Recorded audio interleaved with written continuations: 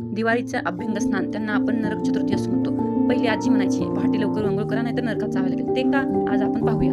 नरकासूर हा त्याने तपश्चर्या करून ब्रह्मदेवाकडून वरदान मिळवले होते, ज्यामुळे तो खूप अहंकारी झाला होता आणि देव, मनुष्य आणि पृथ्वीवरील लोकांना खूप त्रास देऊ लागला. नरकासूरने देवमाता आदितीची कर्णकुंडले आणि वरुण देवाचे छत्र देखील बळकावले होते आणि तसेच त्याने 16,000 राजकन्या आणि इतर स्त्रियांना पळवून नेऊन बंदिस्त केले होते.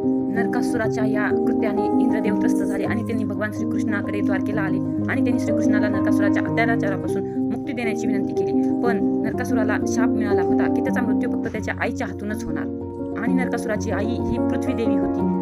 यामुळे श्रीकृष्णाने आपली पत्नी सत्यभामा, जी भूदेवी अवतार मानली जाते, हिला सोबत घेऊन गरुडावर स्वार होऊन नरकासुराचे आक्रमण केले. नरकासुरासोबत घनघोर युद्ध झाले. युद्धात श्रीकृष्णाने नरकासुराला पराभूत केले.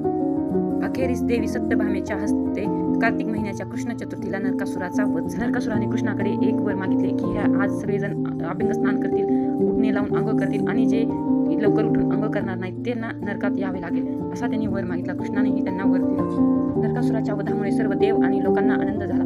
अत्याचार आणि वाईट शक्तीचा नाश झाल्याने विजयाच्या आनंदात लोकांनी दिवा लावून उत्सव साजरा केला. या घटनेमुळे कार्तिक कृष्ण चतुर्थीला नरक चतुर्थी म्हणून साजरी केली. त्या दिवशी सूर्योदयापूर्वी अभ्यंगस्नान, तेल लावून स्नान केल्याने नरकात जाण्याची भीती दूर होते आणि पापांपासून मुक्ती मिळते, अशी धार्मिक श्रद्धा आहे. आज आपल्याला समजलेच असेल की आपली आजी का म्हणत होती, सकाळी लवकर उठून आंघोळ करा, नरकात जावं लागेल उशिरा जर आंघोळ केली तर. ही आहे त्या मागची खरी कथा. आवडली असेल तर सबस्क्राईब करा.